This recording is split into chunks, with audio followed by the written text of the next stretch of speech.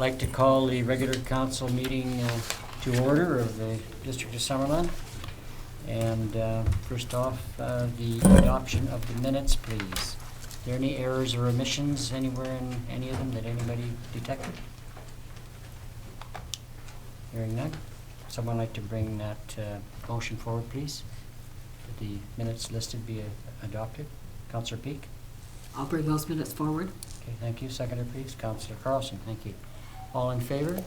And opposed? Carried. Thank you very much. Okay, resolution to adopt the agenda. Deputy Corporate Officer, do we have any amendments? Thank you, Mr. Mayor. Yes, I do. The Summerland royalty is here this evening, and I would like to add them to delegations, please. Item 5.1. Okay. I also have a report from the Director of Corporate Services regarding MIABC insurance for Mr. Muirhead. And if we could add that as a late item to 13.1 new business. And as well, there is one addendum to the item listed under item 11.5 that was added after the original circulation of the agenda on Thursday. I believe the item was added on Friday. And it's a subdivision application for 5815 Highway 97. But just to note, just to clarify, it is on the It is on the current agenda, yes. Okay. Thank you. Thank you. Motion to accept the agenda as amended, please. Councillor Barkwell, Councillor Trainer, all in favor? Thank you. Motion's carried. Thank you very much. Okay, moving forward to public and statutory hearings. Okay. So we'll call the public meeting to order, or the public hearing to order for bylaw 2016-018, amendment of zoning bylaw 2004-50 to amend the density regulations in the RPN residential pocket neighborhood zone. I'll just read the public hearing statement that has to go along with this. The public hearing is being held pursuant to Section 465 of the Local Government Act. During this public hearing, anyone who believes that his or her interest is affected by the proposed development will be given a reasonable opportunity to be heard or to present written submissions respecting matters contained in the bylaws that are subject to this hearing. All information, correspondence, petitions, or reports that have been received concerning the subject bylaws have been made available to the public. Council may ask questions of staff and public, but once the public hearing is over, no new information can be received. Council debate on the bylaw will take place when the bylaw is considered after the conclusion of the public hearing. At that time, any questions of staff will be for clarification purposes only. I'll be inviting the public to come forward and present their comments. Speakers are asked to state their name and address for the record. Speakers are encouraged to limit their remarks to 5 minutes and should include all of the relevant information in their presentation. Further opportunity will be afforded for all persons to speak a second or third time once all persons have had an opportunity to speak. I would like to now ask the Director of Development Services to introduce the item. Thank you, Mr. Mayor. This is an amendment to our zoning bylaw reflecting the density provisions in the RPN, or Residential Pocket Neighborhood Zone. And what it is doing is removing the units per hectare limitation in this particular zone. All the other zones in the zoning bylaw are managed and regulated through floor area ratio and lot coverage.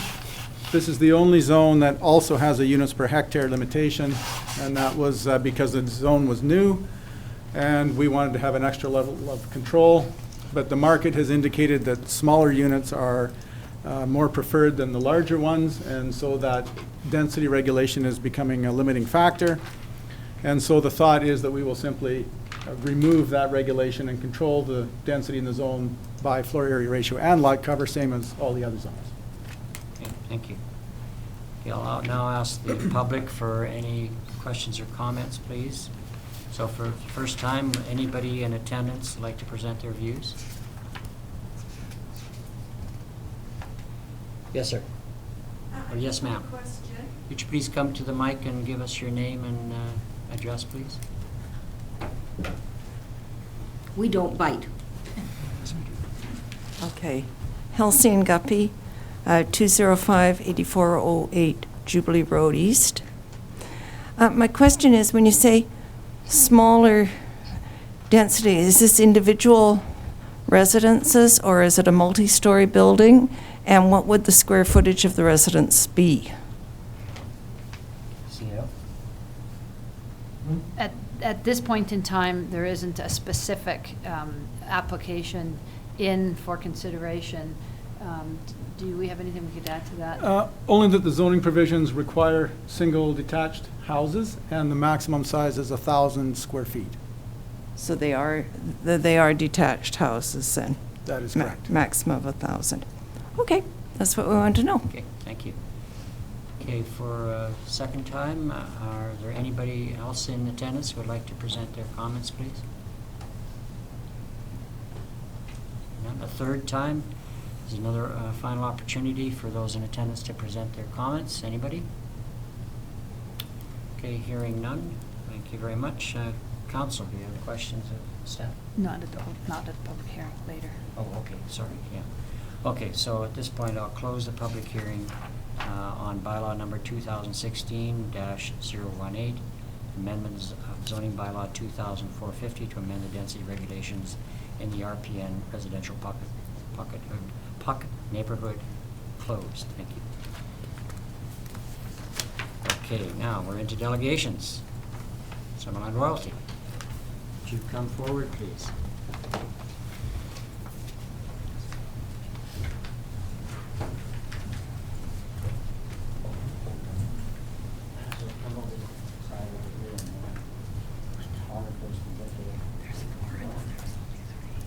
Good evening.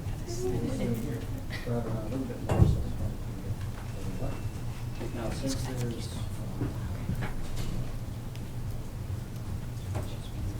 we're going to do this individually. Last year we kind of ran everything together, but I think we'll do it.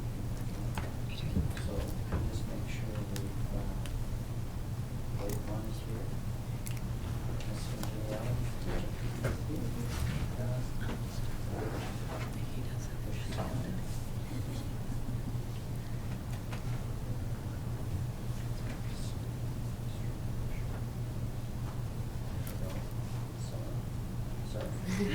Should look pretty sash. Okay, what I'd like to do is individually, starting with each congeniality, and then the two princesses and then the Summerland, read the statements that are in the Bible, please. The whole It's not that. I, Cindy Chick, have been honored to be selected to the position of Miss Congeniality. Hereby promise to act as an ambassador for citizens of Summerland and conduct myself to the best of my abilities as a respectful, trustworthy, and positive leader for this community. I promise to be committed to the role and duties of Miss Congeniality and be an outstanding representative for our community. Sworn before me in the presence of Mayor Peter Waterman and Council on May 24th, 2016, Summerland, British Columbia. I, Chris Saran, having been honored to be selected to the position of Summerland Princess, hereby promise to act as an ambassador for the citizens of Summerland and conduct myself to the best of my ability as a respectful, trustworthy, and positive leader for the community. I promise to be committed to the role and duties of Summerland Princess and be an outstanding representative for our community. Sworn before me in the presence of Mayor Peter Waterman and Council on May 24th, 2016 in Summerland, British Columbia. I, Chloe Collins, having been honored to be selected to the position of Summerland Princess, hereby promise to act as an ambassador for the citizens of Summerland and conduct myself to the best of my ability as a respectful, trustworthy, and positive leader for the community. I promise to be committed to the role and duties of Summerland Princess and be an outstanding representative for our community. Sworn before me in the presence of Mayor Peter Waterman and Council on May 24th, 2016 in Summerland, British Columbia. I guess we can sign. We want to? Well, you forgot one. Or at the end. Just do all four of them at the end. Just- Okay, here's the Oh, I thought we had. No, no one more. I, Sarah Bowell, having been honored to be selected to the position of Miss Summerland, hereby promise to act as an ambassador to the citizens of Summerland and conduct myself to the best of my ability as a respectful, trustworthy, and positive leader for the community. I promise to be committed to the roles and duties of Miss Summerland and be an outstanding representative for our community. Sworn before me in the presence of Mayor Peter Waterman and Council on May 24th, 2016, in Summerland Nation.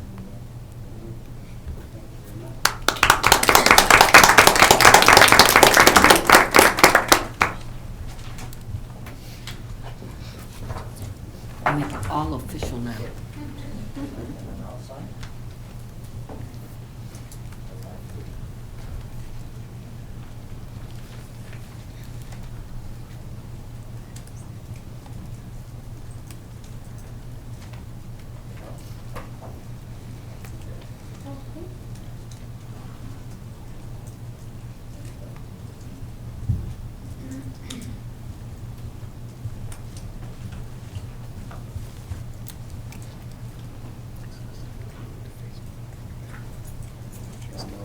My signature's a lot messier.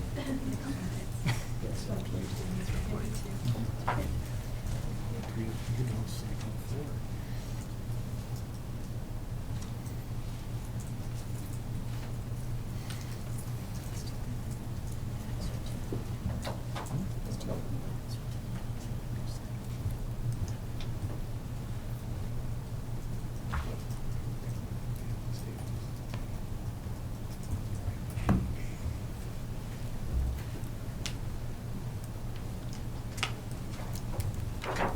There we go. Thank you very much, ladies. Thank you. And I'm sure you do a fantastic job.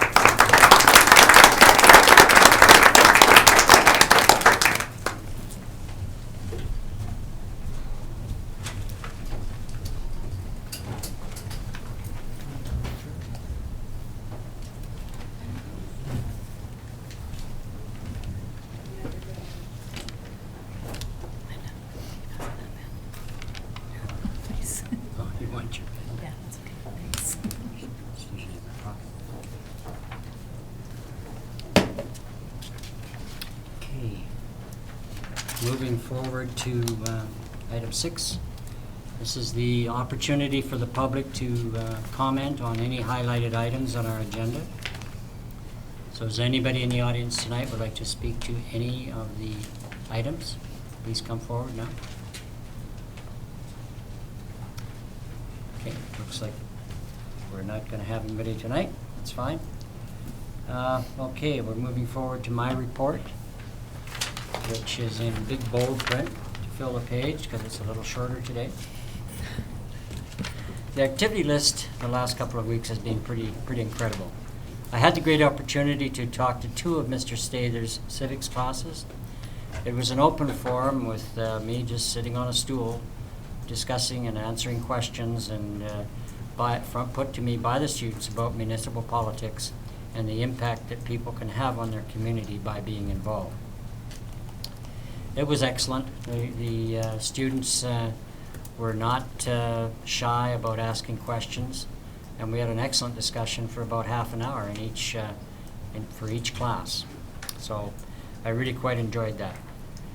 The Meadowlark Festival was again a major event and is the flagship activity of the Okanagan-Smilkameen Conservation Alliance. There were 79 tours, including a session of the Okanagan, Birds of the Okanagan with MP Dick Cannings, to a Voyageur canoe tour to Rattlesnake Island. So lots of events, and from what I can gather, the attendance was up over last year. And I'm sure some councillors will elaborate on this event on any that they were able to attend. In addition, there was the Giant's Head Grind, which one of the success stories will be elaborated a little later, I believe, as one of our councillors did very well. Action Festival is just around the corner. Action Fest brings a great number of visitors to the community as ball teams and competitors for many other events home in on Summerland for the June 3rd weekend. On another note, the President of the Chamber, Eric Thompson, and I will be doing weekly business visits throughout the community. We hope to make this an ongoing effort to seek concerns and ideas from the business community. We'll be starting this in mid-June. Later on in the agenda, we'll be having discussion concerning road surface widths and bike lanes as part of the Garnet Valley water twinning project. This is an exciting major project for the municipality, and I'm sure the Garnet Valley residents will be pleased that the project is moving forward. That's my report. CAO. Just to update council, together with Devin Vandermeulen, manager of utilities, I attended the Northwest Public Power Association annual conference in Marysville, Washington last week. We both attended. The conference itself was very inspiring. It's made up of electrical utilities from the Northwest, including members from Alaska, Washington, Oregon, Northern California, Idaho, and Montana, and then 2 from British Columbia. Of course, in these states, it's a very different situation than in British Columbia. Most of their electrical utilities are from small communities similar size to Summerland. So whereas we have very little ability to collaborate, we have Penticton and New Westminster as Grand Forks and Nelson. Almost all of their communities are made up of these. So the opportunities for us to learn and from all ends of it, from billing to rate models to all sorts of things, is quite incredible.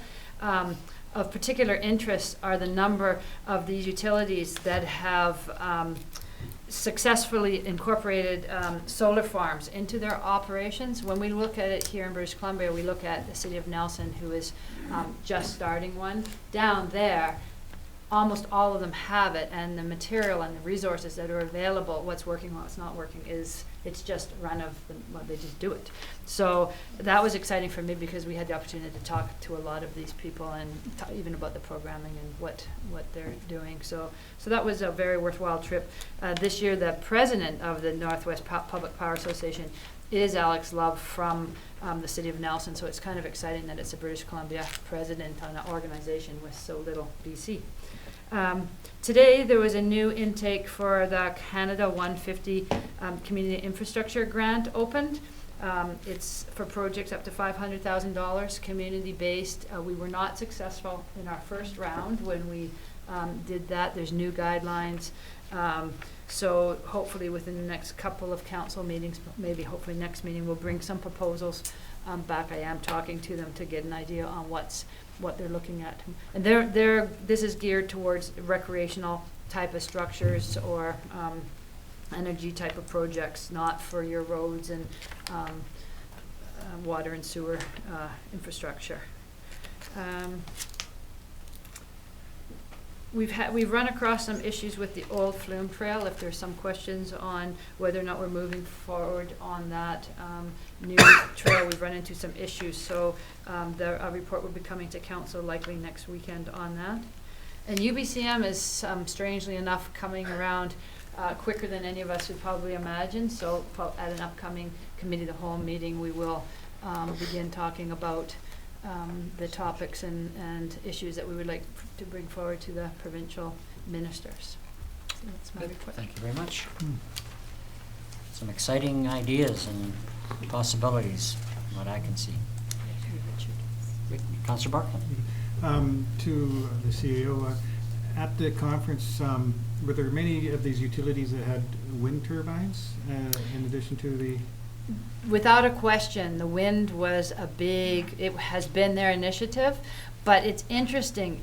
Wind has almost down there turned into a been there, done that, been there, tried that, and it has not provided the results that they expected. So they're still using them, but it's because it can be lengthy periods of, from what I understand, lengthy periods of time where they're not generating any wind, and when it's off completely. And that's why, without a question, solar is getting very much more mainstream. It's to the extent that some of the wind farms are now just being shut down.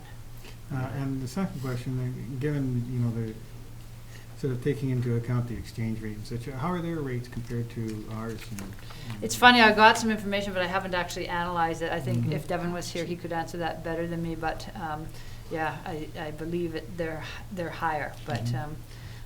I can't speak too much about that. Thanks. Thank you.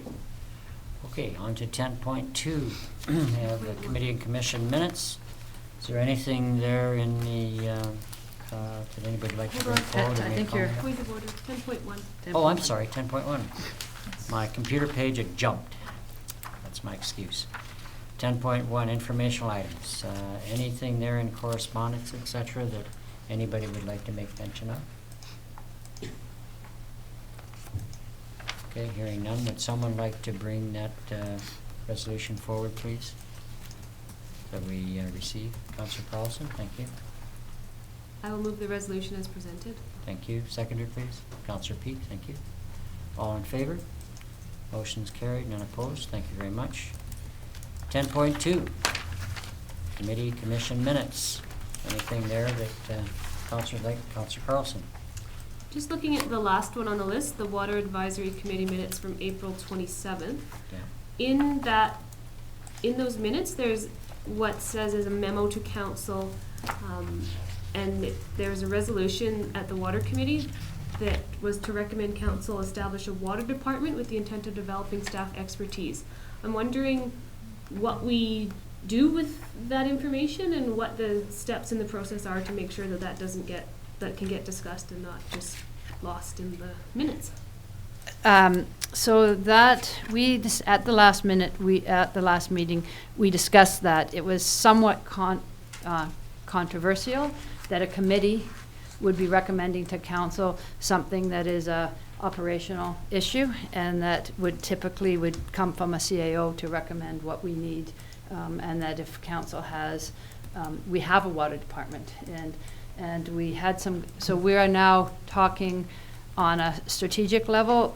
The committee recognizes that we need to have some more conversation to do with communication and protocols. So we're working through that right now. At the next meeting, we're going to talk further, and then something will come forward to council from there.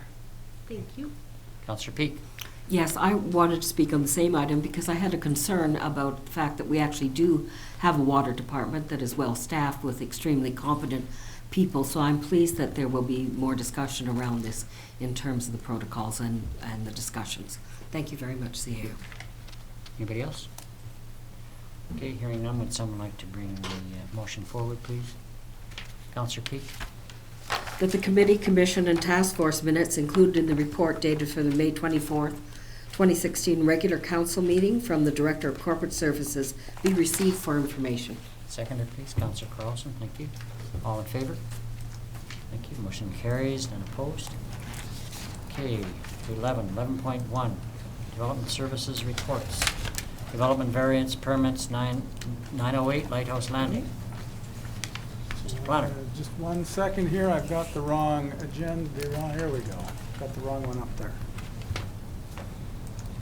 There we go.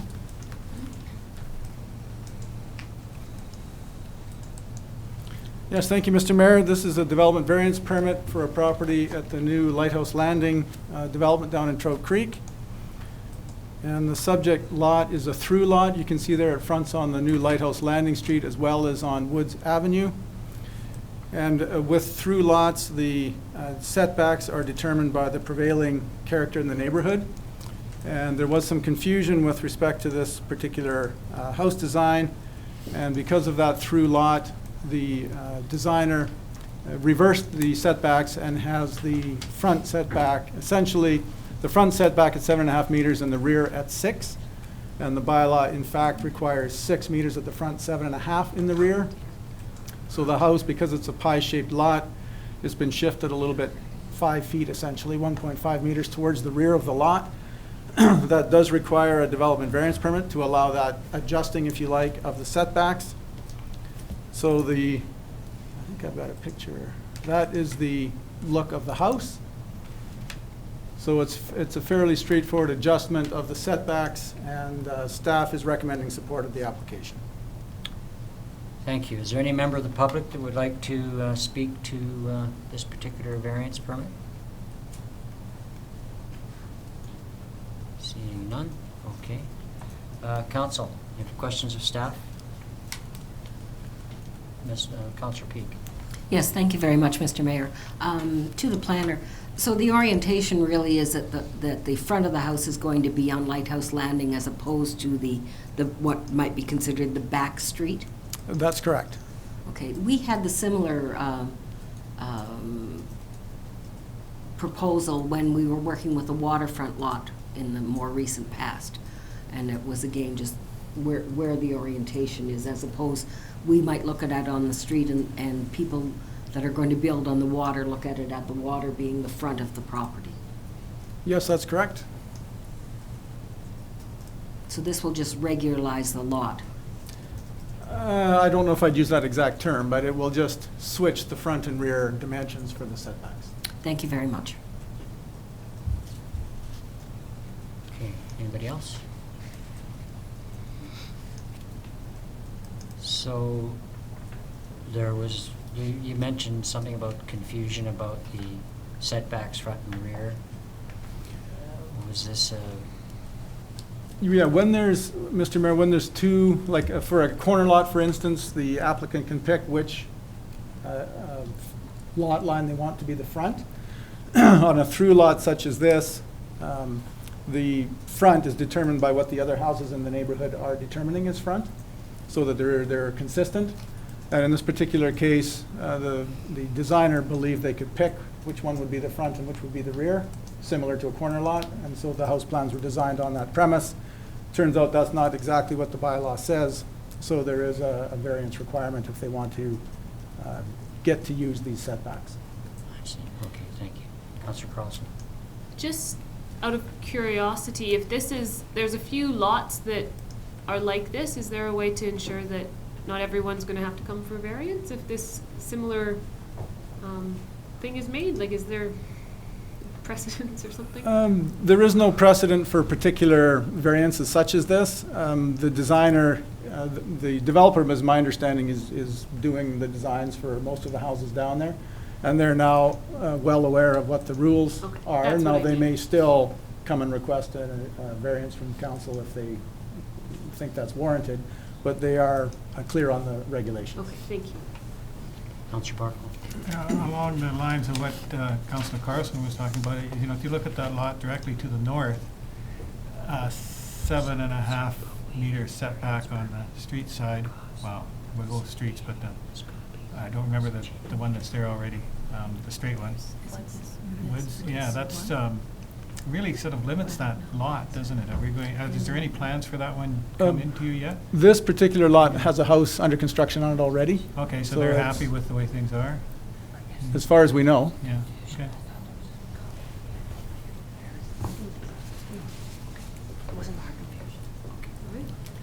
Okay, Councillor Carlson, or Councillor Booth, sorry. Thank you, Mr. Mayor. Through to the planner.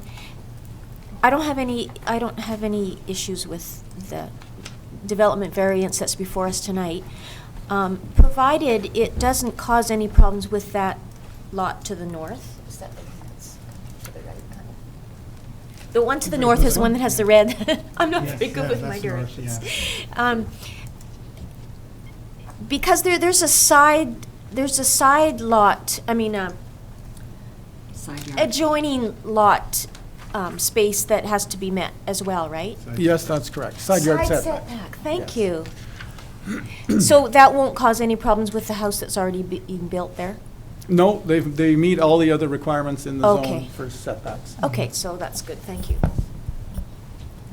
Okay, Councillor Carlson.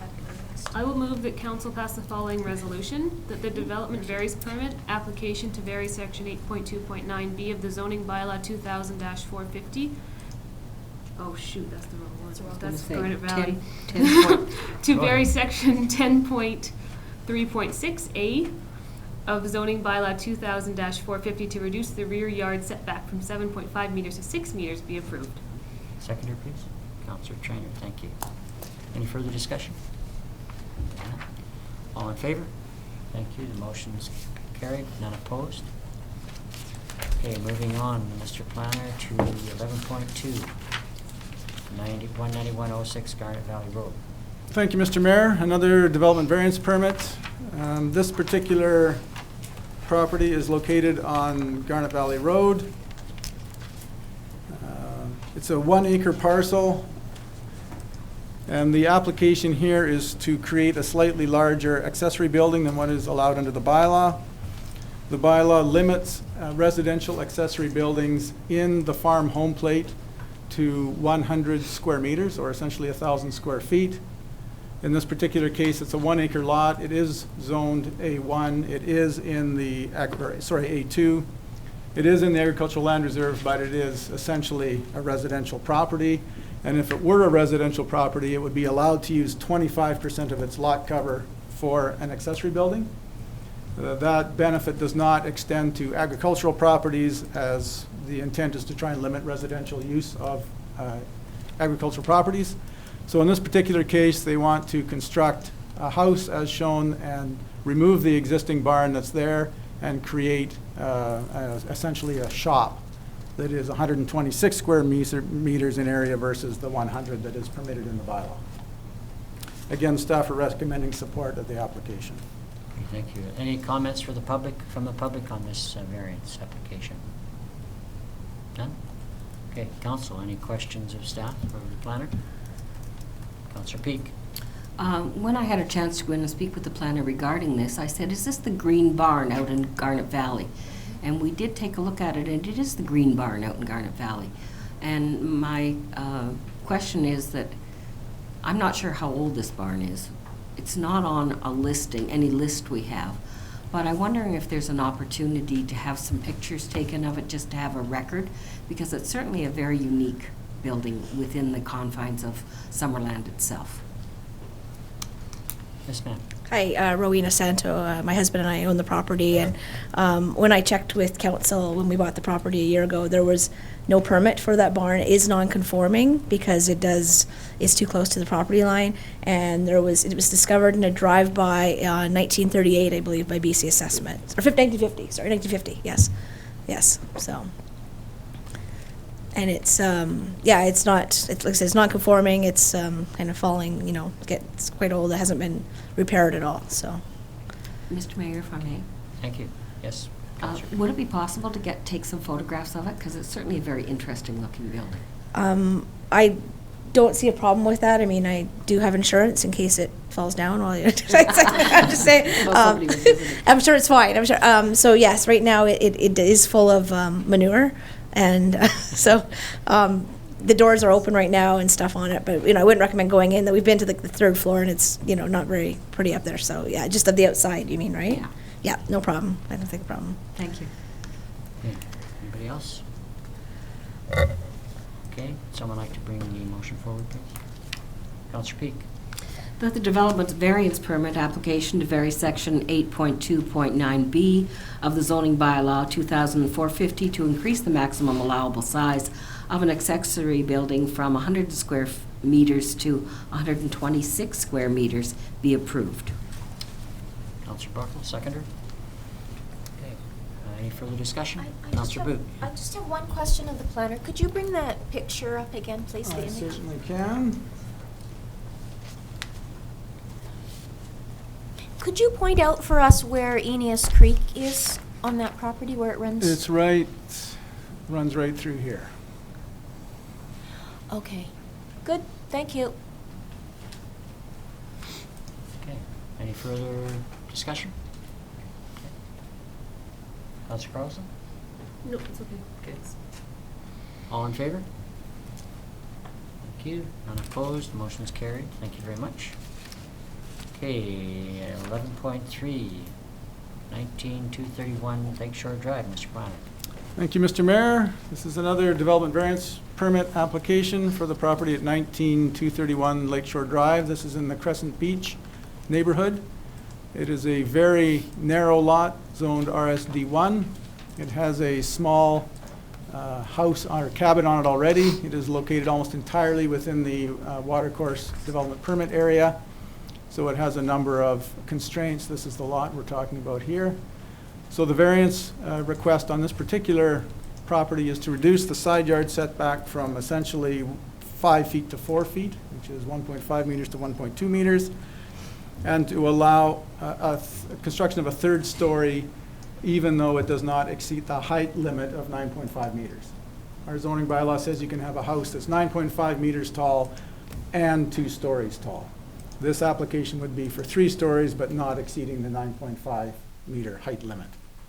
Again, essentially it's a difficult lot given the riparian setback and the narrow dimension. It does not meet our zoning bylaw with respect to size, but it's been in existence for quite some time. And again, staff are recommending support of the application. Thank you. Are there any comments from the public, please? Okay, seeing none. Council, questions of the planner?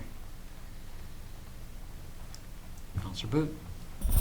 I note that there's a letter, a piece of correspondence that's been received, and they have a couple of support with provisions. How are those taken into account? Or are they? I'm not sure.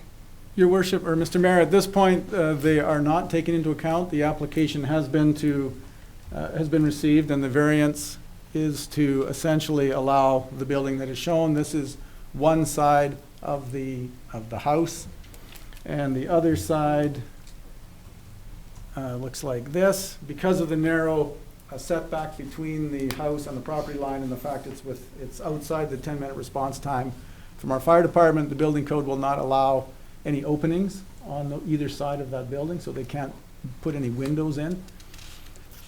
So they're a bit limited. I suppose there could be some decorative measure on siding or some other finish, but that isn't shown on the plans and is not included within the application at this point. Thank you. Anybody else? Councillor Trainer. So the top of the roof, the very high point down to the ground, that's still 9.5 meters? It's not the actually highest point, I don't believe. We measure height halfway between the eave and the peak of the roof. So the 9.5 meters could be exceeded on a peaked roof. But if we look at this slide here, this isn't the 9.5 meters. 9.5 meters would be higher than that, so in this area somewhere. The architect is in the gallery, and they can probably clarify that if they wish. But this third story, essentially, which is really contained under the roof, does satisfy our height requirements. So they could build that tall of a building if they didn't have a story in between there, and there would be no variance required. Okay, thank you. Okay, any other questions? Councillor Peak. Yes, I understand some bylaws are actually written to be at the 9.5 meters as opposed to expression of any stories whatsoever. And sometimes that makes it more sensible. You don't get into variances that require that kind of motion or that kind of application coming forward. This is certainly a challenging property, and I have to say I would commend the architect on the construction or the design of this particular dwelling. It's most interesting. Okay, thank you. Okay, would someone like to bring the motion forward, please? Councillor Barkle.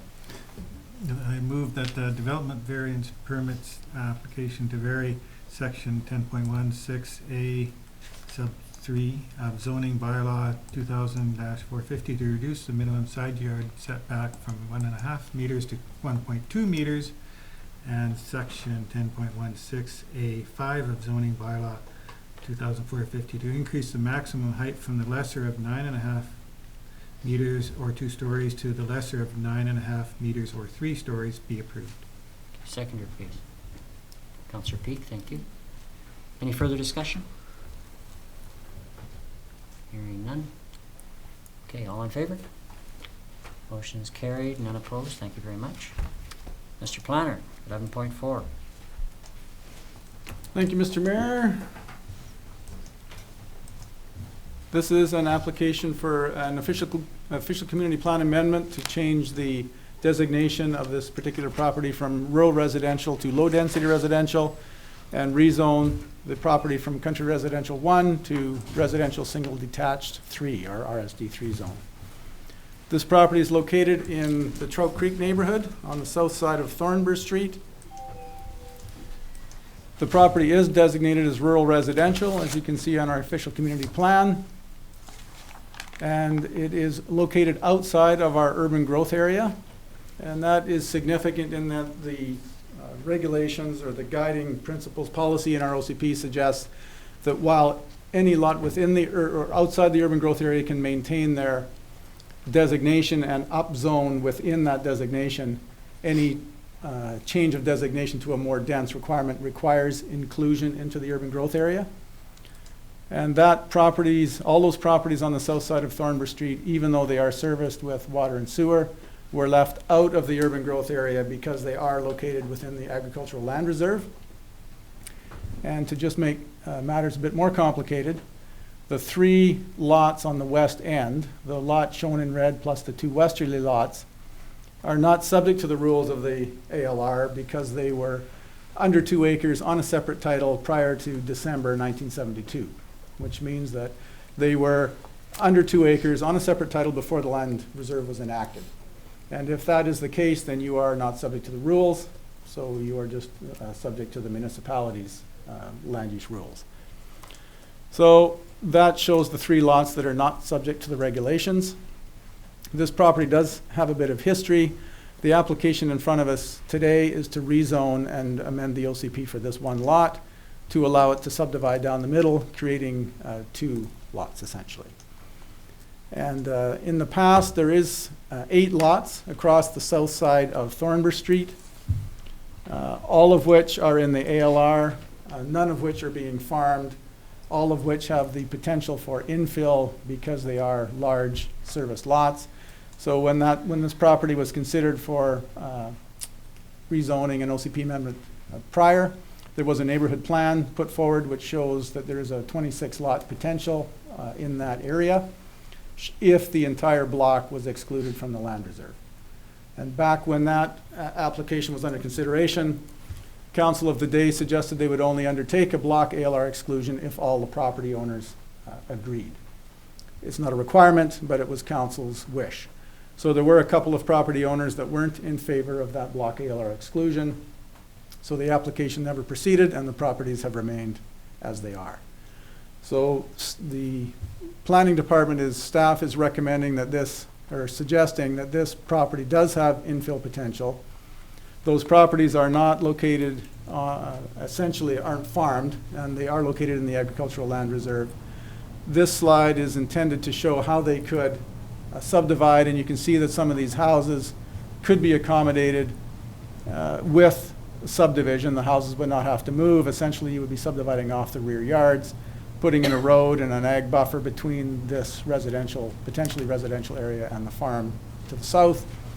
So staff are not recommending support of this application and believe that if it's going to be redeveloped, it should be done in a comprehensive fashion with all those lots in that area. So staff, the recommendation in front of you is to deny the application. However, if council wishes to support the application, they could direct staff to prepare the appropriate bylaws for council's consideration at the next regular meeting on June the 13th. Or they could direct staff to prepare a block ALR exclusion applications if they believe that that is worthy of consideration. Thank you. Council, questions of the planner? Councillor Carlson. So what would it entail to include those 3 corner lots into the urban growth area? And if that were an option, does it have to go to the ALR? Is it still under doesn't still have to follow the rules? Does that make sense? Yes, it does make sense, Mr. Mayor. And I do have a slide kind of showing that, which I'll just put up on the screen here. What would essentially happen if council wanted to rezone and redesignate that particular property? Staff would suggest that the 3 lots, not just this lot by itself, but the 2 to the west that are also exempt from the ALR rules, be included into the urban growth area with an amendment that would look something like this. the OCP could be amended to make all 3 of those properties low-density residential as opposed to rural residential. And then we would simply rezone this one property from CR1 to RSD3. And if these other owners wanted to rezone their property at a future date, they could make their applications at that time. And would we have to go to the ALC? That bylaw would have to be referred to the Agricultural Land Commission because the properties are within the ALR and that's the regulation. But because they're exempt from the rules, I suspect it would be a very simple decision for them. Thank you. Okay, I think there was a bit of an error on our part, or my part, that this particular item should have been highlighted in yellow for the public to have some comment earlier when we had the 15-minute option. So anybody who wishes to speak to that. The proponent. The proponent could speak to that right now. So the owner of the property, or? Yes, ma'am. I'm Joanne Miller. We own the property, and we were really looking forward to subdividing it and having it in our family and retiring there. So we see the neighbors are all in favor and are willing to come up and be supportive of us, and we just don't understand why you would not consider, having new people, new homes. We've cleaned it up. It looks great. I don't understand it. I don't see why you would not agree to it. That's all I can say. Okay, thank you. I'm disappointed. Well, I must say that those are the recommendations of the planner. That's what's before us right now. Council's yet to make their decision on it, right? Yeah. Okay. Councillor Peak. Yes, if I may ask of the planner, this particular property has had other applications come forward on it, and could you tell me when those would have occurred? The first application was in 2010, and that was a similar application to this, where they wanted to subdivide this property by itself because it is exempt from the rules, amend the OCP and the growth boundary, and carry on. In that particular application was denied at the time because council felt it should develop as a cohesive neighborhood, similar to what the neighborhood plan showed on the previous slide. The second time the application came forward was for a undersized cul-de-sac with 5 just coming straight in off along the yellow line there. And I think it was 5 residential lots that were all undersized, and there was a number of variances that had to go along that would allow that property to develop. And the council today denied that application as well, presumably because, given the conversation, there was too many variances that would be required to allow that to proceed. And so now this is the third time that same property has come forward. Thank you. And if we were to look at a block ALR exclusion, how would that methodology work forward? If council directed staff to make that application, then we would simply go onto the website, make the application. There's a process identifying all the properties that are subject to the application, who owns them, the surrounding land uses, etc. We would advise the property owners that that application was in the works, and then it would come to, it has to be a public hearing, it would come to council as any exclusion would, and then it would get forwarded off to the Land Commission, assuming it made it past that step. Thank you. I look at the fact that there have been several applications on this particular area, and realizing that it is separate in terms of the 1972 and not in the original ALR descriptions. But I look at council as having the responsibility to have the option to do a block exclusion. And when I look at these properties not being farmed and being serviced, I see the opportunity for an infill, and I think it's a good time for council to look at that opportunity to come forward, and whether the present owners of the property would wish to take that up as a possibility for redevelopment, or they may sit with their property as is for any length of time they would want to. But the council, with that kind of opportunity of infill, I think that this is a good time to think about it and to have that discussion. Councillor Barkle. I note that although the planner prefers maybe the very long-term view, that the Advisory Planning Commission and the Agriculture Advisory Committee supported this particular application. And I think they probably are thinking along the lines that I am, in that the remainder of the people in those other houses are going to be there for a long time. They have no appetite for any sort of a subdivision. They like their larger lots, and some people will continue to like larger lots.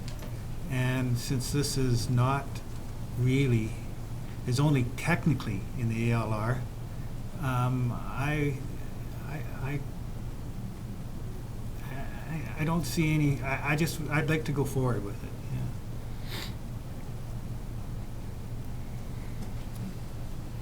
Yeah, I guess, any further questions or comments? Because I was around for both of those other applications, I believe. And I think in favor, looking at the potential for increasing overall density and creating a, as you pointed out, Mr. Planner, sort of a neighborhood view of it, and looking at overall infilling, and since they're already on, municipal services, this would make, to do, say, a block exclusion would enhance the use of our infrastructure, as well as creating a maximum number of lots for the given area. And I know over time, I don't think all of the properties were saying no before, but certainly several, 2 or 3 were, I believe, saying no to any potential, overall plan that you showed before. But I tend to lean towards, going for more density overall. But I see the predicament here. Councillor Traynor. So are we able to just deal with the property in question today and then look at removing the rest of it out of the ALR at a future date? Certainly. Okay. Yeah, Councillor Peak. I dislike doing one-off when there's an opportunity for future planning. And council has the planning authority to do growth planning. When you do a one-off, you take some of the opportunity away from those lots in the divisional sense and in having a road that comes in and goes out. Land use planning is a future vision, and I think the council should be looking at the future vision. We don't know whether all these properties will do uptake, should we decide to do a division of lots. But I think the opportunity is here not to do a one-off that then includes 3 properties and a division that is long on the one lot. I just think that it is much better to do a visionary plan that includes all that property. And when we look at the usage of our sewer, we could certainly do with more capacity in usage and making our sewer plant work well. And I think that the future planning in the area would be enhanced with a decision by council to look at an ALR block exclusion. And that is what I would wish to bring forward, as opposed to, so I would see denying this application tonight and looking at the opportunity to do an ALR block exclusion. Yeah, I think you're possibly correct there. The point is, the issue before us tonight is the recommendation that's in front of us, or any alternatives. Anything else that maybe thought it would be something we might consider down the road. But it's certainly not something that we're actually considering tonight. Certainly understand, Mr. Mayor. Any other discussion? Hearing none. Go ahead, Councillor Booth. Following up on Councillor Peake's comments a moment ago, I don't have a problem with them, getting out of the ALR, kind of out of the ALR, or including them in the urban growth area. But I do have a problem with just that one piece. And then with those 5 other lots there, it's not good planning, but, I'm not a planner. So I feel that I probably, given that this is what's before us tonight, I will probably go with the recommendation to deny. Thank you. Okay, would someone like to bring a resolution forward, please? Councillor Peak? that the application to amend OCP bylaw 2014-002 and zoning bylaw 2000-450 for lot 17 DL 508 ODYD, Plan 375 located at 2311 Thornburg Street, be denied. Seconder, please. Councillor Booth, thank you. Any further discussion? Councillor Carlson. Just that I think if this goes forward as a block exclusion, you know, we may be getting a step down the road, but that doesn't help solve the situation at hand. It doesn't allow the current landowner to start the process and do as they wish to do. And so I guess morally I struggle with that because it's their land, but I understand that our job is to try and make a good planning decision. But I currently don't support the motion as it stands because I think that it may take a very, very long time to ever have a bigger plan than this. And this could be a plan and it could move forward, and you may get, maybe you end up with 10 houses on that 3-lot corner, and that could be good too. So just as I see it. Councillor Peake. Yes, I dislike piecemeal planning, and I think that this kind of application is exactly that. I believe the council has a responsibility and the authority to look at a visionary kind of plan, and therefore I would look at denying this application. Okay, Councillor Barkman. To the planner, to the chair, the recommendation from the Agriculture Advisory Committee talked about a buffer for the farmland next to it, and there isn't really any farming going on next to it. Does that Isn't that such oh, the south side, yeah, right. I was looking at the long side, so yeah, I guess there would be a little bit of a buffer there. Okay. Yeah, I planted it, I know it's there. Okay. Councillor Peake. If I may say too, in regard to Councillor Carlson's remarks about the opportunity for the people that have this land at present, and I certainly understand your desire to divide off your property and make it available for family members. If it was to be denied this evening, that the opportunity for something in the future is not precluded, that in fact it may be enhanced. Okay. Councillor Barkman. Previously there was also a plan that was very similar to what the planner showed us tonight, which involved the remaining 5 lots, a U-shaped thing. So this now, yes, that plan, if we do this now, it doesn't preclude something like that happening in 50 years down the road when everybody agrees, if they ever do agree, or maybe something that incorporates the further subdivision of 1 or 2 of these lots as well. So I don't think we're completely sort of throwing away opportunities here if we went ahead. Councillor Traynor. I was struggling with this one as well, but I think I support the homeowners, and I think that their plan fits with the current neighborhood. I understand the need to plan for the future, but I think that's plan is a bit ambitious. I also feel a little bit awkward discussing it without the rest of the homeowners in that area here. I'd like to hear from them, but I would currently support the homeowners, so I will not be supporting this motion. Councillor Peake.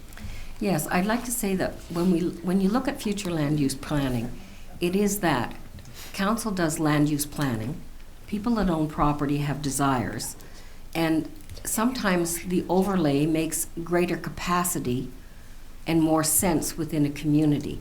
We would not be discussing an ALR block exclusion without the community being there in that discussion.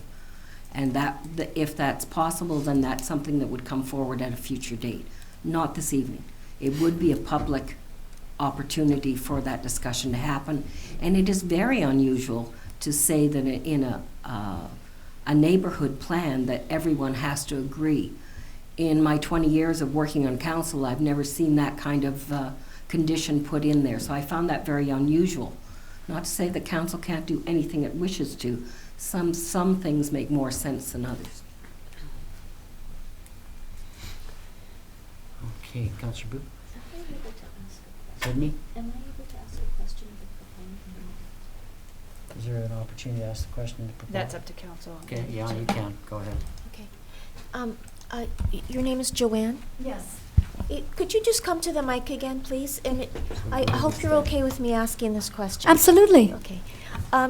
Mr. Planner, the yellow line there indicates how, sorry, what's your last name? Miller. Miller. Mhm.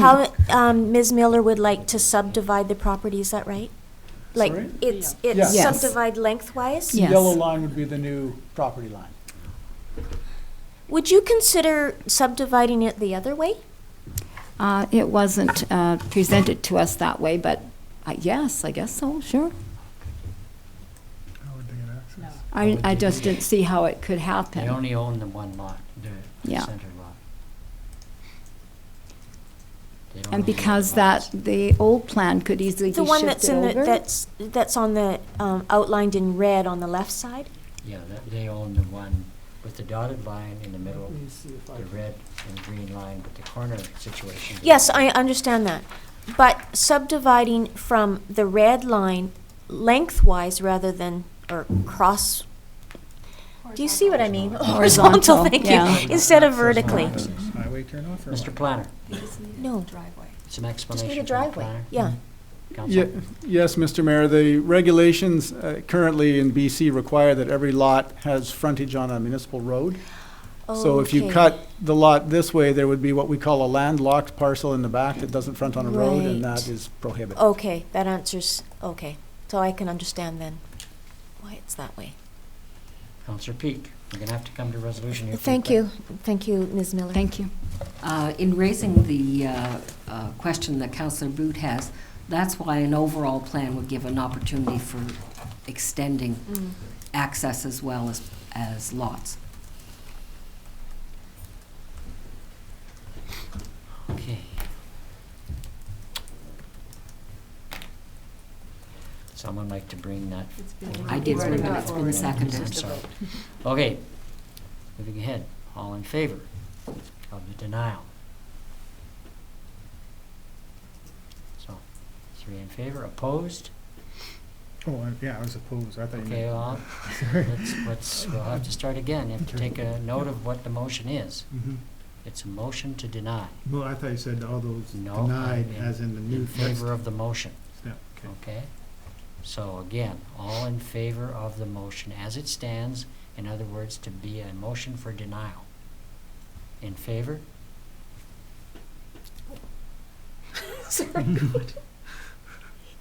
Okay, Spelled 2 last in in favor. favor of denial, okay? Opposed? The motion is carried. No. No, defeated. The motion is defeated. I'm sorry, but we all get a little confused there. Thank you The very much. application is approved. The application is then approved.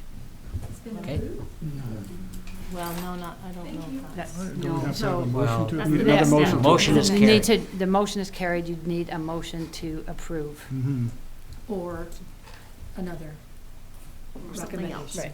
Yes. Okay, the so motion essentially to what we deny need is a has- motion to come forward for approval of the action. Council, Mr. Yes, if Planner. I may, the alternate motion, we don't have a bylaw for council prepared tonight because it depended on whether the properties, all 3 properties would be added to the urban growth or just the one, and what council's wish was. So what I'm understanding Support the if- application as presented. is to prepare the appropriate amending bylaws for council's consideration at the June 13th meeting. So staff will create an OCP amending bylaw to add those 3 properties to the urban growth boundary, to change the designation of those 3 from rural residential to low-density residential, and to rezone the single property from CR1 to RSD3. So those amending bylaws will be prepared for the next council meeting, if that's council's wish. So And then we would take those through the system. Okay, so we don't come through with a second motion at this point? Well, we can't, you can direct staff to Just make direct those staff. bylaws, but we don't have them available for Gotcha. council to give Okay, readings to great, tonight. Thank you. Okay, I think we're done. No, you would, You would you have a would, motion you could, to in- direct staff. you could introduce that Motion to particular direct motion. staff, Okay. Okay, we need a motion to direct staff to do as the planner just stated. I'll make the move to do as the planner just stated. We need to do better than that. Mr. Planner, that's to carry out exactly what? That was to prepare the appropriate amending bylaws for council's consideration at the June 13th council meeting. Thank you. Do you have that? You have that? Thank you. I'll Okay. second that. All in favor? Thank you. Actually, we needed I a seconded seconder, that. I'm sorry. She did second it. You did somebody Yeah. seconded? Oh, Okay. yes. All in favor? Opposed? Thank you. Okay. So. That's the first. Did you have a question, Councillor Carlson? It's okay, I'll bring it up next meeting. Okay. Yeah. I thought it was. Okay. Here. We're on to 11.5.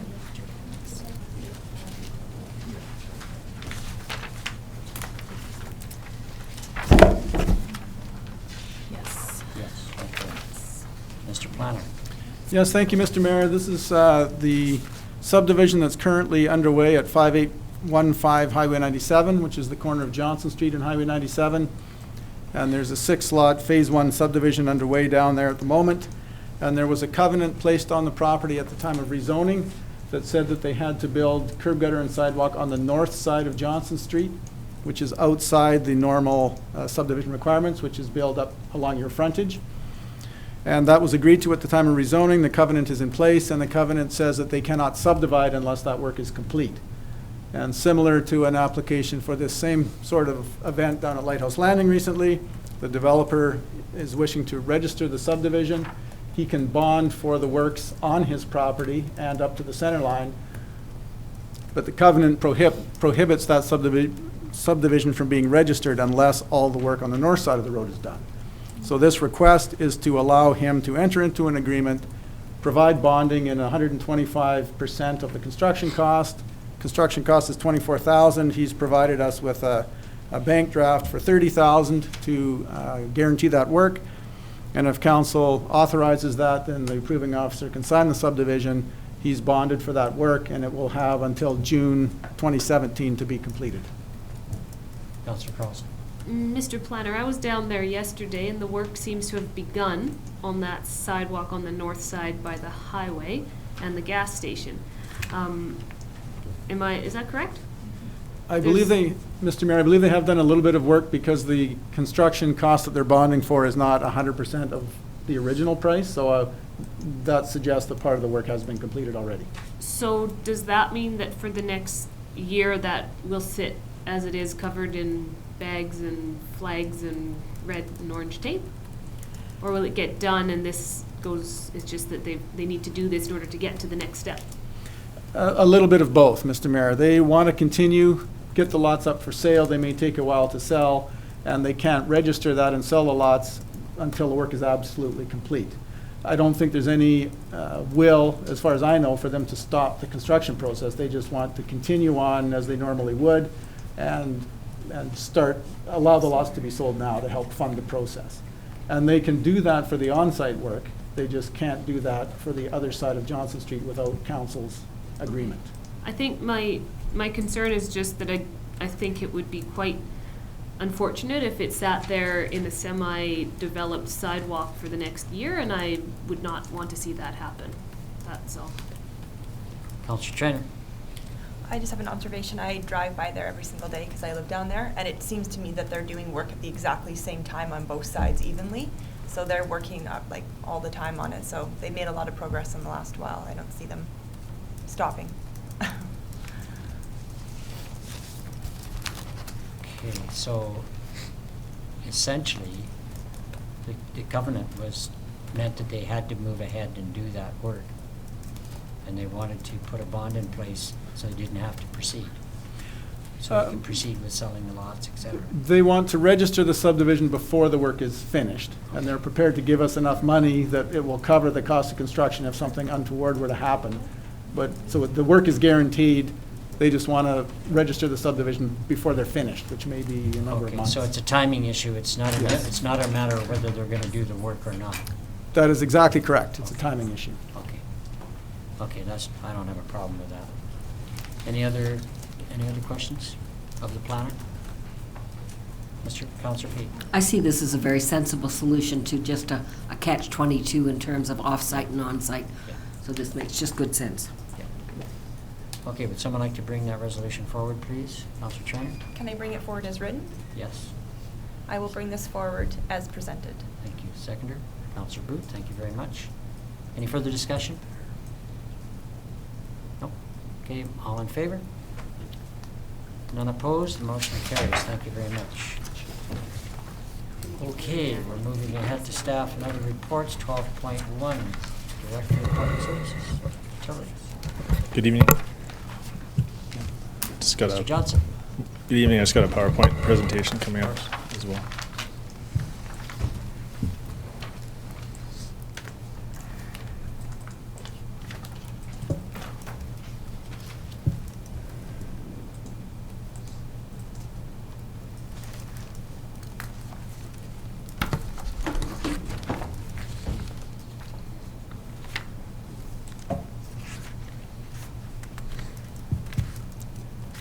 At least they're working tonight. Okay, everyone left. Because they're all good stuff that got finished. All right. Okay, the report before you is to bring forward to council some options for bike lanes along Garnet Valley Road as part of the water separation project, and also look at some road cross-section analysis that has been done in conjunction with this work. So in the report, I discussed 3 options for incorporating bike lanes into Garnet Valley Road. Looking at option 1, which is a dedicated 2-way bicycle path. That would be on one side of the road, typically a wider pathway that's separated by space and some sort of barrier. Option 2 would be a shared vehicle bike lanes with signage that would be incorporated. The benefits of that is that you can narrow up the roadway, but it would have the appearance of wider driving lanes because there would be no delineation between the vehicle lane and the bike path. Option 3 would be shoulder bike lanes with line markings to delineate. So this would create that illusion to the driver of the narrower driving path, which would help naturally reduce speeds for vehicles that are traveling along there versus the shared roadway option. So the recommendation in the report is to move forward with option 3. Based on that, we looked at some road cross-section analysis. In the transportation master plan, it denotes Garnet Valley Road as a rural collector. In the report, I had the cross-section included, which shows the width of that road. So it would be a 12.4 meter road, which is 11.4 meters of asphalt with half-meter graveled shoulders on either side. So a pretty significant width to what exists out there.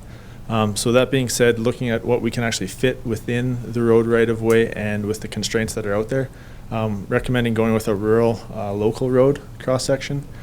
The 2 cross-sections shown here are from the master plan as well. It looks at a rural local road along with, and then an urban cross-section as well. So with the rural local road, typically if there was no bike lanes included, it would be 7.4 meters of asphalt with 1 meter gravel shoulders on either side. A note at the bottom of the cross-section says if this is a rural road to incorporate bike paths, then a half-meter paved shoulder would be added to give a full paved width of 8.6 meters with a graveled shoulder that could vary. And then just beside it just shows that it coincides with the urban cross-section for a collector road with shared bike lanes of an 8.6 meter asphalt width. So with that in mind, we looked at 2 different widths of roadway that we could fit down that corridor, a 10 meter versus a 9 meter. 10 meter would have a 3.2 vehicle lane, a 1.3 bike lane, and a half-meter graveled shoulder. The issue with this is that even with that from 11.4 collector down to a 10 meter, we still run into excessive cuts and fills and additional widening of the existing road that's required, creating just with increased costs that are associated. So we looked at what a 9 meter cross-section would do through this corridor.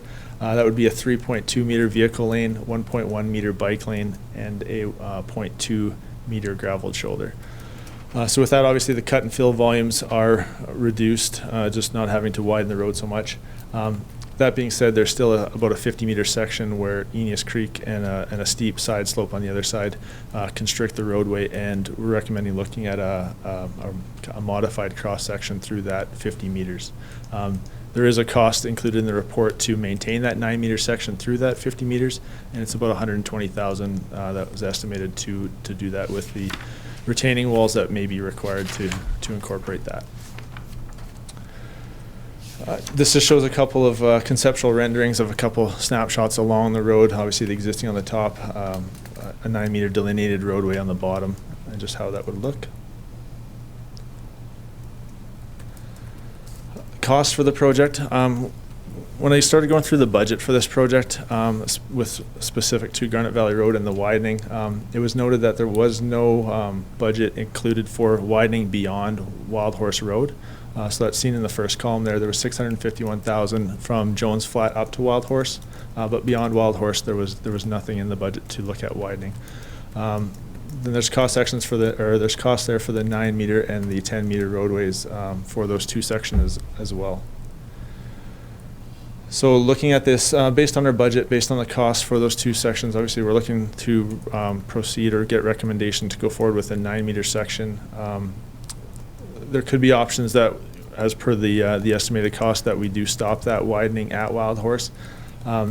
And then, like I mentioned before, look at reducing that section through the 50 meters where the creek and the steep slide slope restrict the roadway to have savings of $120,000. So the recommendations included in the report are to incorporate option 3, which is a delineated shoulder bike path along Garnet Valley Road with a 9-meter rural local road cross-section. To look at determining a reduced road width option beyond Wild Horse that we would look at presenting back to council at a future meeting, and then getting council support to reduce the road section for that 50 meters between the creek and the side slope to look at a modified cross section through there as well. Thank you. A question from Councillor Carlson. You may have mentioned it, but what is the current width of the road and of Wild Horse, or sorry, beyond Wild Horse? Typically it varies. It's around 7 meters from Jones Flat up to Wild Horse. Beyond Wild Horse, it fluctuates between 7 meters down to as little, I believe, as around 5 in some sections. On paved or gravel? It's All paved. Okay. Yep. Thank you. Could you I just got one question. Could you jump back a couple of slides? Yeah, that's, no. The head, yeah. The 10-meter versus the 9-meter. I guess those must be sort of official lengths with those matching bike lane widths and so on.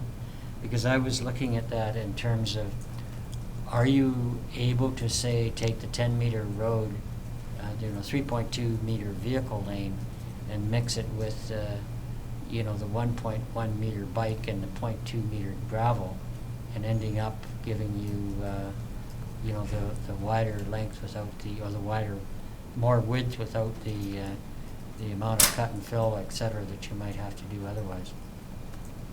Do you get where I'm coming from? Sorry, repeat. Okay. Yeah. If you Well, you've got the widest option there in 10 meter. Okay, Yep. It's got 3.2 meter travel surface and 1.3 meter bike, 0.5 gravel. The 9-meter cross section still has a 3.2 meter vehicle lane, right? Yep. I was just thinking you gain if you were able to look at you gain about 0.8 of a meter, or no, yeah, 0.8 meters if you were to go with your 10-meter road cross section, and you can enlarge the vehicle lane if you reduce the bike lane and the gravel shoulder area. Correct, you could. The issue with that is the costs on that 10-meter cross section. So that was the one we ran first, and Okay. seeing the excessive cuts and fills and the constraints that It we had with still that. would be there, Yeah, we looked to reduce it, to maintain a 3.2 vehicle lane, and then mainly, obviously reducing that bike lane by 0.2, but minimizing that graveled shoulder. So that being said, you still maintain a paved width of 8.6, which coincides with the cross sections that were shown here for the rural local road. Here it shows a 3.7 vehicle and a half-meter paved shoulder with a varied graveled shoulder. So you still have that 4.2 paved. It's just Okay. it's very differently between the two. Sorry, Councillor Carlson? Do you know how far beyond Wild Horse Road one would have to go in order to get to the trail that goes over the top of the mountain? Is it quite a ways out, or is that, do you know? Beyond the limits of this project? Right, so the Trail of the Okanaugans, there's the Yeah. Fur Brigade Trail and then over the mountain and into the next valley. So part of the idea would be to have a continuous trail up there. How much further would our road need to go? Yeah, I don't have You that don't know? offhand, no. Thanks. Okay, Councillor Barkle, and then I think Councillor Peak after that. That's a long ways, Councillor Carson. It is? It got past the lake, right? The Brigade Trail lease starts at a property past the end of, well, not quite the end of the lake, it's on the bench up above, but, past the dam, and it's a long ways. Could you go back to the table you have on costs? Yeah, could you explain that table to me? Sure. I guess the first column, budgets, so that just looks at the additional road widening costs that were included in the budget for those two sections of roadway. And so that's over and above reestablishing any existing repairs to the paved road that's out there. So this is only cost to widen it to a certain to an increased width. Okay, right. So up as far as Wild Horse. Okay. yeah. So then the 9 meter and 10 meter look at Jones Flat to Wild Horse, and then separating that from Wild Horse to the north end of the project. Now you lost me there. So the 9 meter road Yeah. from Jones Flat to Wild Horse would be an extra 535,000 less than the budgeted amount. Then is that what you're saying? Yeah, so I guess based on that, there is the budget of 651,000 is sufficient to widen the road for that section from Jones Flat to Wild Horse, because the costs are estimated at 535,000. Okay, but it would be over the budget if you went to 865. Yeah, if you And widen to a there's 10 no meter section, plus there was permit. and then there was no budgeted amount for beyond Wild Horse, which is where we're looking at a modified version of the cross section to reduce So those if costs. you, this line here says north of Wild Horse Road, 655,000 for a 9 meter road. That's in addition to the current budget, that's how much extra you would, for how much further past that intersection then? But Jones Flat to Wild Horse is about 4.5 kilometers. Mhm. North of Wild Horse, from Wild Horse to the end, is about 3.2. The reason the costs are more for that section for the 9 meter is the existing width is so narrow compared to south of there, that there's more cost for the section to widen it to a consistent standard. Okay, Councillor Peak, I think. Thank you. I appreciated Councillor Barkwell's questions as well. What is the budgeted amount for the original capacity in terms of dollars? And I don't know whether I need to ask Lori that. The project itself that we have funding for, like For this component? yeah, The 651,000, is a total component of dollars. right, for this widening? So essentially, if I can jump in, essentially, Certainly. the budget was 651. If we're just doing the 9 meter with the bike lanes, we're talking 535. From Jones Flat to Wild Horse, yes.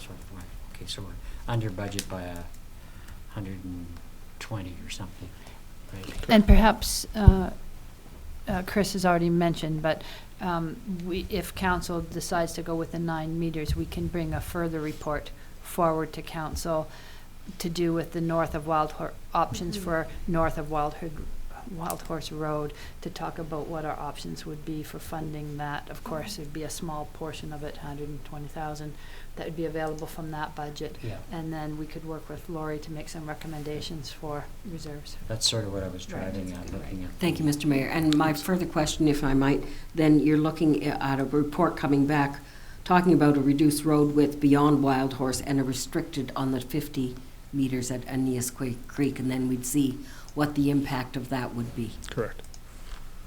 Thank you. Okay, Councillor Barkle.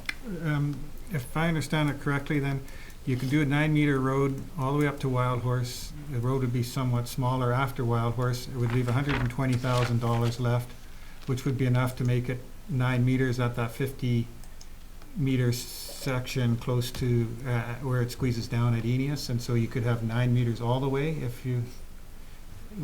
So you could have 9 meters all the way To Wild Horse. if you spent the entire budget, but only go as far as Wild Horse.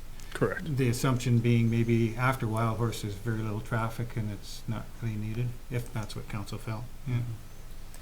So the squeeze point, is there enough money with that difference to be able to do that 50-meter section, the width you're talking about? Almost. I guess the budget numbers show about $116,000 remaining.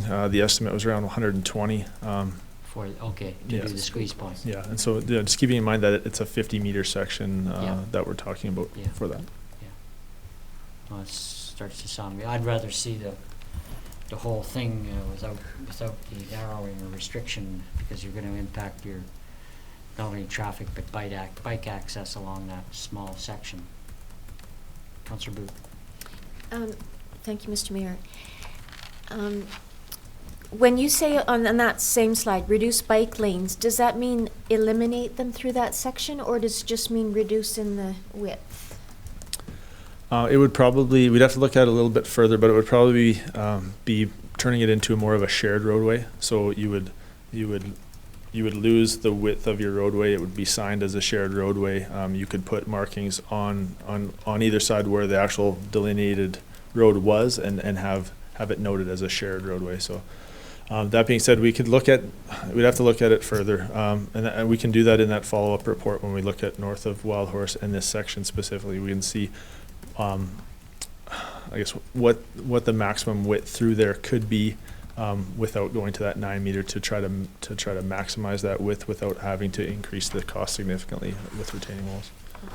But the existing width right now is approximately 7 meters of asphalt. So. Thanks. Okay, so what I see here is a potential adjustment in the recommendation in the third paragraph there, and further that, et cetera, that if we were able to take that additional 120, and do you feel that that's going to be satisfactory enough to widen that 50-meter section to make it similar to the rest of the road, or not? That's based on the estimates to date. That I guess, like I said, we could bring that section back in the follow-up report and not have approval to go ahead with restricting it right now, and give council some better information to make that decision on. That's what our conversation was within staff, would be that council could potentially look at approving the first part, and then both the first part, and then the second two, the north of Wild Hood Road and the reduced roadway width, both be brought forward for a further report at a future meeting. I think you need further information before you can make an informed decision on that second part. Agreed. Councillor Barkle, in other words, we're looking at a somewhat Modified amended motion here, right? Yeah, this is just a recommendation, but in further discussion, we actually had come up to suggest that the recommendation would be that you don't make a decision on that reduced roadway yet either. I see, okay. So, do you just need a recommendation to bring this back to staff? Yeah, our recommendation would read exactly the same as the first paragraph does now. Yes. And the second paragraph would also report back to council prior to finalizing the final design. So you would incorporate the last two paragraphs together to say that the modified the north of Wild Hood Road and a reduced roadway width be implemented for the section, consideration for a reduced roadway width be brought back to council at the future meeting. Okay, I guess my point was that if we're looking at using the full budget, I'm looking for information that'll, this is yet to come, I would assume, but I'm looking for information that'll say that we don't have to have that reduced. If we're able to use the full budgeted amount, I'm anticipating that there'll be information able to support the full width if we use the full budget to Wild Horse. Yeah, and that's what, that we can bring back further information in that report to confirm what that section is and to look at those two areas Okay. specifically. Yeah. Councillor Barkle, and then I'll see if the deputy corporate officer has an understanding of what I we're do. trying to do. Yes, You I do? do. Yes. Okay. Councillor Barkle? I think I'm thinking along the same lines as the mayor here, in that not everybody in Summerland supports a bike lane in Garnet Valley, and I think they would be not happy to see a wide road out there past Wild Horse that gets hardly any traffic at all, while it squeezes down to a dangerous pinch point close to the town where all the traffic does go through. So that, if possible, is what I would try to aim for as well. So perhaps we could have the corporate officer read back what we have here as a motion, potentially. So the first section of the motion as it stands, Right. and that staff be directed to provide council with a report on more information, basically, on the Garnet Valley Road north of Wild Horse, as well as more information on the reduced roadway width. Okay. Am I correct? That- Clarifying on the last Base- part, between where Eneas Creek is located on the Right. west side of the road. Okay, yep. Is that satisfactory to everybody? Yeah, I like the wording, and further the consideration for a reduced roadway width be implemented for the section where Aeneas Creek is located. Yes, Could you repeat that, please? that's right here. And further, that consideration for a reduced roadway width be implemented for the section where Aeneas Creek is located. I thought the object of our discussion here was to avoid the reduction in width by not doing the additional stuff past Wild Horse and take that extra money to 116 to ensure that we can avoid the narrowing at that Aeneas point constriction. Well, I think a refined report would give us the option to look at both, whether we did it one way or the other. So really, you're looking for a refined report that gives you more Yeah, numbers than I just don't want to see it in there that we're actually asking for the reduction. Okay, I want to see a full report that tells me whether or not we can expand the width with the money allowed in the budget that we have without doing the more extensive widening past Wild Horse. Am I clear? Is that okay? It's clear to me. CAO, Yes. we're okay? Mhm. So I think, can that motion, does that reflect what I just said or not? Yes. Okay. Yes. Okay. Someone like So to I will bring move that bring motion. forward? Seconder, please. Councillor Barkle, thank you. Any further discussion? Councillor Booth. Might I ask Deputy Corporate Officer if you could read that, the Yep. part about the last part, please, again? Okay, and that staff be directed to report back to council with alternative designs for a modified road cross-section for Garnet Valley Road, north of Wild Horse Road, and that staff report back to council on alternatives for a reduced roadway width for the section where Aeneas Creek is located, near the west side of the road. It's Is that- alternatives to the reduced roadway width. Yes, I Yeah. think Right. that's what you Okay. said, yes. Okay. Is that clear? Yeah, and yeah, so one of those options in that will be a 9-meter width through that Yeah. 50-meter Yes. Without any section. constriction. Yes. Perfect. Possibly. Councillor Trainer. I just have a question about past Wild Horse. What's going on with that? Is that also part of the project? Like, is that road going to be, Garnet Valley from Wild Horse going to be paved as well? Like, regardless of what, I'm not talking about whether it's expanded or not, but is that part of the project being redone? Yeah, It is? the water main extension goes through about 3.2 kilometers beyond Wild Horse. Okay, that's what I thought. Yeah, and that road is existing paved. Okay. Would we be able to get any information in terms of how much traffic is out there? I don't know if you have those stats or not. I can see what we have. Just because I'm thinking if people are biking out there and then all of a sudden it just ends, if they continue along the road and there's not much traffic, because we know that, then it's not a big deal. But if we do have traffic out there, then Yeah, I think. I just wanted to know options. What you have to consider in that is the budget that's there and what would it take to do that. No, It's yeah, and well I and understand above that. our I just budget. wanted to know A good example of that situation for cyclists that are road bikes is Naramata Road, all through Naramata up to the city or the village turnoff.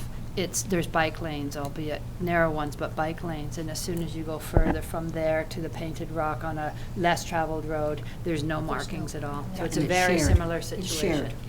Yeah. And they can be signed to that. Yeah. It would be, yes. Yeah, that makes sense. Thanks that's a good example. That's good clarification, though. Yeah. So we good, you have enough information with that? Yep. Chris, thank you.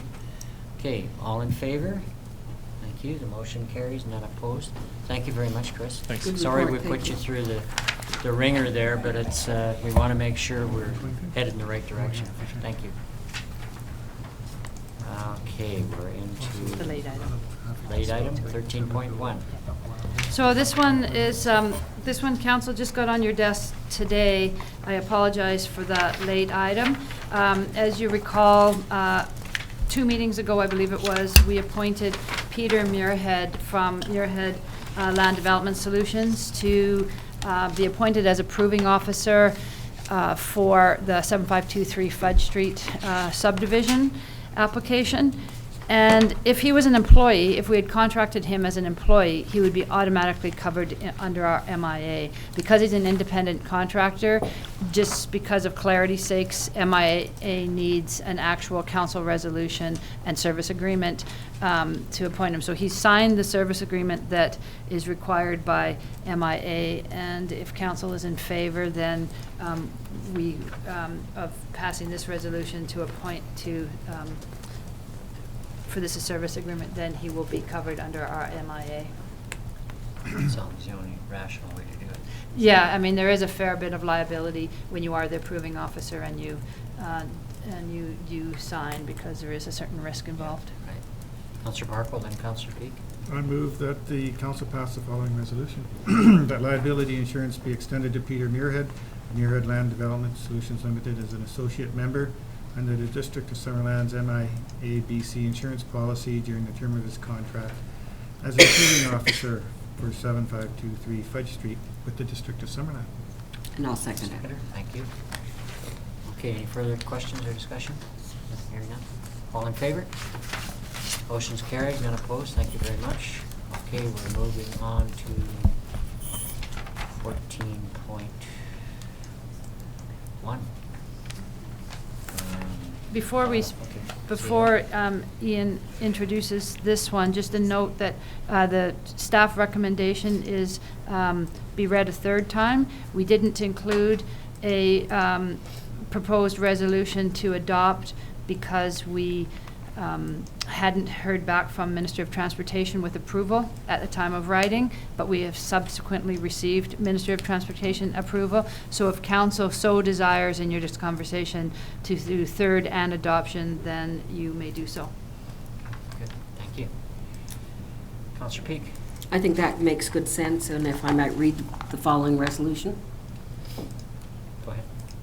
That bylaw number 2016-018, amendment of the zoning bylaw number 2000-450 to amend the density regulations in the RPN residential pocket neighborhood zone be read a third time. And to be adopted. And adopted. Thank you. Seconder, please. Councillor Train, thank you very much. Okay, any discussion? Obviously, we're well on this process of this one. Hearing none. All in favor? Thank you. It's carried, none opposed. Thank you very much. 14.2. CEO. Going to CFO. This is adoption as well for the parcel tax, so unless there's questions, it's just adoption. Okay. Someone like to bring that forward, please? Councillor Carlson? The council passed the following resolution: that parcel tax 5815 Highway 97, bylaw 2016-15 be adopted. Okay, seconder, please. Councillor Trainer, thank you. All in favor? Motion carries, none opposed. Thank you very much. 14.3. Parcel tax, Juniper Milkmore, etc. Is to be adopted. Councillor Carlson? I will move that parcel tax Juniper, Miltmore, Willow, and Tate local sanitary sewer service area bylaw number 2016-012 be adopted. Seconder, please. Counselor Booth, thank you. All in favor? Motion carries, thank you. 14.4, Dale Avenue parcel tax. Counselor Booth. I'll move that parcel tax 6003 Dale Avenue, bylaw number 2016-013 be adopted. Seconder, please. Counselor Barkle. All in favor? Thank you. It's carried. Unopposed. Okay, we're moving along to 14.5. Correct? Yep. Okay. Counselor Carlson. I will move that parcel tax 4816 Nixon Road, bylaw number 2016-14 be adopted. Seconder. Counselor Booth, thank you. All in favor? Thank you. Motion's carried. None opposed. Okay, we're moving on to councilor reports. Counselor Trainer. That was quick. On Thursday, May 12th, I attended a Healthy Communities meeting, and on May the 13th, which is a Friday, I got to say hello to all the Shakespeare Fest kids on behalf of council. That was fun. And then on Thursday, May 19th, I attended the Summerland Secondary grad transition interviews. So we got to I met with 3 grade 12s and got to hear about their plans and give them some feedback. And there was about 50 people from the business community and the chamber that were there, so that was really fun. It was a good opportunity to hear what they were planning. And then I participated in the grouse grind. You're still recovering, obviously.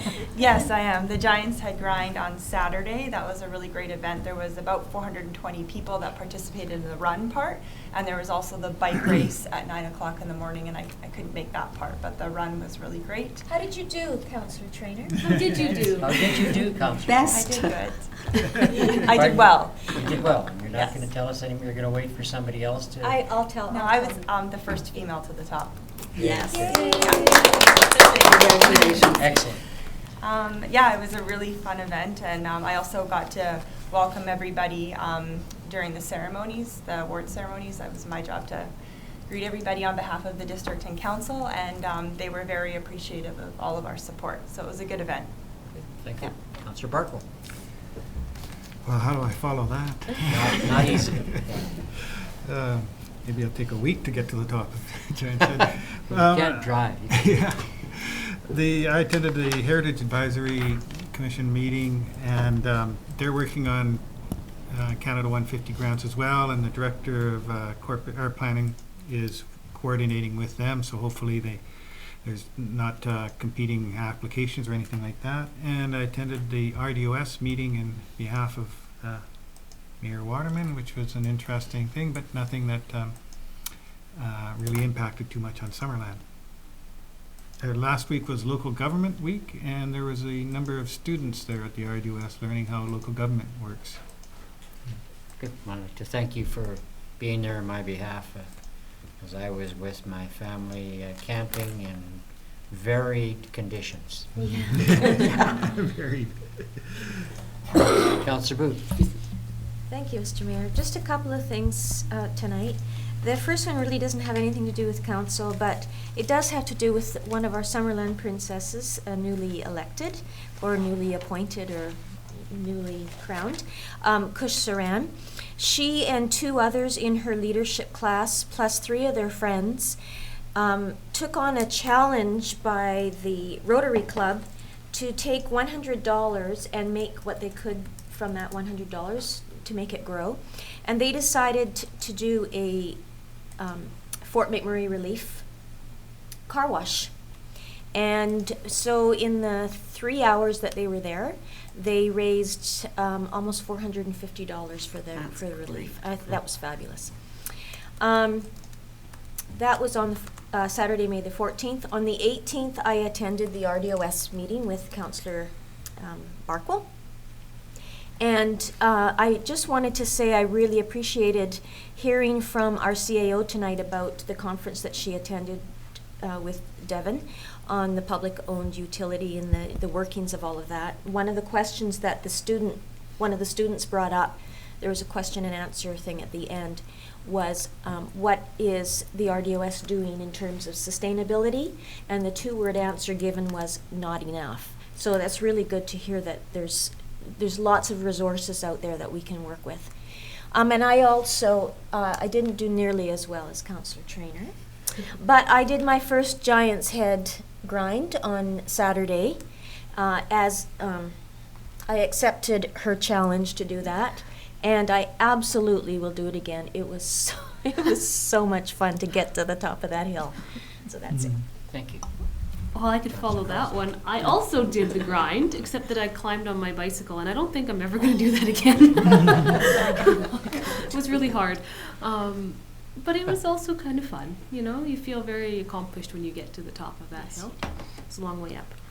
The weekend before the grind, I went to Vancouver to the Library Trustees Association meeting, and there was an AGM on the Saturday morning, and there was some elections for the BC Library Trustees Association Board of Directors. So you imagine this, there are library trustees elected or chosen to represent their library, so they are a board of directors. The boards of directors from across the province have a board of directors. And I get to sit on it now. So, for the Okanagan Regional Library, I will sit on the board of directors for the British Columbia Library Trustees Association. And so we'll have meetings and we'll talk about library funding and try to encourage the provincial government and local governments to continue supporting libraries and all of the wonderful things that libraries bring to our communities. So that was very worthwhile to go to, and I also get to be part of sort of giving some insight and direction, and so hopefully there'll be a little bit more excitement as we continue to have conferences like this, because sometimes, you know, they're not quite as exciting as you might like them to be, but they're also very worthwhile when you need that information. So it should be good. Hopefully I find the time to participate in all of the things. In other words, you're going to shake that board up a bit is what you're trying to say. I hope so. Yeah. Just a little bit, though. Okay. Thank you. Councillor Peake.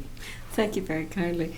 I want to congratulate everybody that participated in the grind. I just went for the award ceremony, and they certainly thank the District of Summerland for their support. I want to congratulate Ellen and her family, Walker Matthews. It's a beautifully organized event. There's a lot of community support, and the volunteers are terrific. It's just a wonderful acknowledgement and celebration of her son. And what an opportunity to do it. It was certainly a much cooler day than last year. I've attended a Sister City meeting, and they're doing their planning. Richard came to that meeting as well, and we had some questions, and we're looking at things that we can take with us as small gifts. And there's speeches to be made, and I'll be talking to the mayor about that, because I'm hoping that he will do some writing and we can do some presentation on the speeches, make it collaborative. Also, and I know that the mayor was there as well, the celebration with Neighborhood Link at the Seniors Village Center. They have their draw for their outdoor setting and a bicycle one, and that's a wonderful opportunity to include the community. I know Tony was there. It was a very nice morning, and they do a terrific job for our community. I also attended the Goodwill Shakespeare for 2 performances, both the Friday evening and the Saturday afternoon, and spoke on behalf, or stood on behalf of council. It was wonderful performances. The students do some incredible work, and I have to congratulate Linda Bevan and her organizing committee and the wonderful volunteers in the community that do the stays that allow the young people to be here. And I hope that we're able to keep that up and expand it as we move along. As with the mayor, I was on Saturday evening, May 7th, at the Blossom Pageant for the crowning of the royalty, and the royalty is already included in the Sister City visitation, and they will be staying with private homes, so they'll have a really nice opportunity of enlarging their circle and their understanding of the world. I'd like to speak on the Cultural Task Force. We've had a couple of meetings on the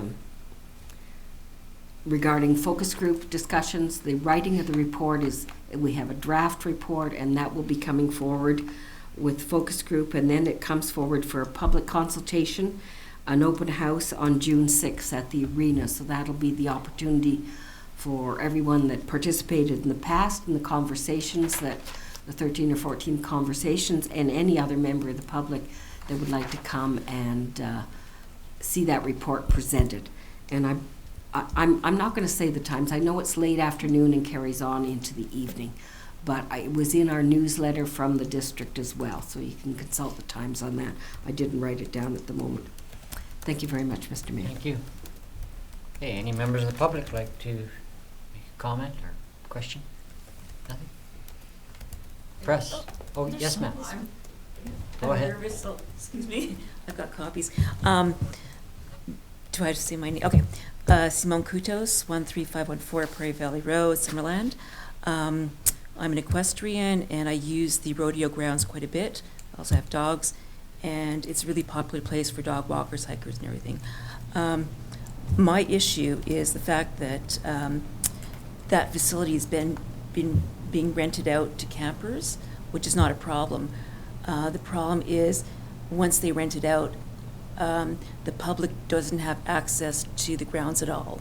Can't use the driveway going in, the parking, the facilities.